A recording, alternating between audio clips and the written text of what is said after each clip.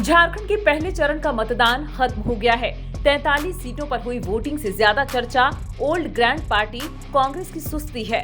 2019 के चुनाव में किंग मेकर बनी कांग्रेस इस बार झारखंड मुक्ति मोर्चा के सहारे मैदान में है।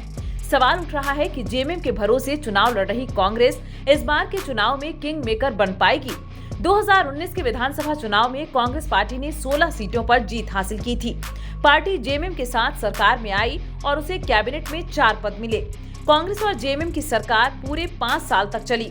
हालांकि 2019 में कांग्रेस ने खुद के स्तर से जो वादे किए थे उनमें से कई पूरे नहीं हो पाए। 2024 की शुरुआत में हेमंत सोरेन के जेल जाने के बाद कांग्रेस पूरी तरह हेमंत पर निर्भर हो गई। लोकसभा चुनाव में कांग्रेस को इसका फायदा भी हुआ। झारखंड में उसकी सीटें एक से बढ़कर 2 हो गई। वहीं इस बार पार्टी पूरी तरह सरेंडर मोड में है। झारखंड में कांग्रेस ने आखिरी दिन अपना मैनिफेस्टो जारी किया। मैनिफेस्टो का नाम कांग्रेस ने भरोसा पत्र रखा है। दिलचस्प बात है कि मैनिफेस्टो जारी करते वक्त न तो स्थानीय स्तर का और न ही राष्ट्रीय स्तर का कोई नेता मंच पर मौजूद था। पार्टी ने मैनिफेस्टो कमेटी के अध्यक्ष बंधु तिर्की से ही इसे जारी करवा दिया। मैनिफेस्टो में भी कुछ नया नहीं है। कांग्रेस का मैनिफेस्टो झारखंड मुक्ति मोर्चा के इर्द गिर्द ही घूम रहा है। पार्टी ने वही सारे वादे किए हैं जो झारखंड मुक्ति मोर्चा ने अपने अधिकार पत्र में किए हैं। मसलन महिलाओं का सम्मान, जाति जनगणना और खतियानी नीति जैसे मुद्दों को झारखंड मुक्ति मोर्चा की तरह ही कांग्रेस ने अपने घोषणा पत्र में शामिल किया है। कुल मिलाकर कहा जाए तो कांग्रेस का मैनिफेस्टो जेएमएम की पूरी कॉपी है। झारखंड में लोकल लेवल पर कांग्रेस के पास मजबूत नेता की कमी है। राज्य में ऐसा कोई भी नेता नहीं है जो अपने दम पर भीड़ जुटा पाए।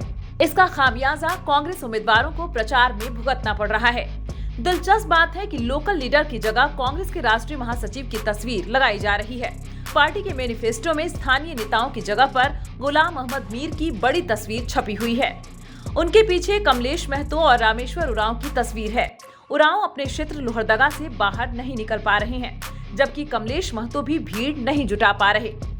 कांग्रेस के पास स्थानीय स्तर पर पहले 2 नेता धीरज साहू और आलमगीर आलम थे, लेकिन वर्तमान में दोनों ही नेता पर भ्रष्टाचार के आरोप हैं और कांग्रेस ने दोनों से दूरी बना ली है। कांग्रेस के बड़े नेता झारखंड प्रचार से दूर हैं। पार्टी अध्यक्ष मल्लिकार्जुन खड़गे और राहुल गांधी ने जरूर 2-4 रैली की है, लेकिन सभी सीटों को दोनों नेता कवर नहीं कर पाए हैं। प्रियंका ने तो अब तक एक भी रैली नहीं की है। कहा जा रहा है कि अब शायद ही प्रियंका का झारखंड दौरा हो। अगर प्रियंका रैली करती भी हैं, तो 1-2 रैली झारखंड में कर सकती हैं। ऐसे में कांग्रेस के प्रत्याशी हेमंत सोरेन और कल्पना सोरेन के भरोसे ही मैदान में हैं। कल्पना और हेमंत कांग्रेस के दिग्गज नेताओं के लिए भी वोट मांग रहे हैं। अब तक कांग्रेस के अजय कुमार, बन्ना गुप्ता, प्रदीप यादव जैसे नेताओं के लिए कल्पना और हेमंत वोट मांग चुके हैं। कांग्रेस झारखंड की 29 सीटों पर चुनाव लड़ रही है। अधिकांश सीटों पर कांग्रेसियों को जिताने की जिम्मेदारी कल्पना और हेमंत के पास ही है। 2005 के चुनाव में कांग्रेस पार्टी जेएमएम के साथ गठबंधन में थी। कांग्रेस को चुनाव लड़ने के लिए 41 सीटें मिली थी, लेकिन पार्टी सिर्फ 9 सीटों पर जीत पाई। 2009 के चुनाव में कांग्रेस पार्टी 61 सीटों पर मैदान में उतरी।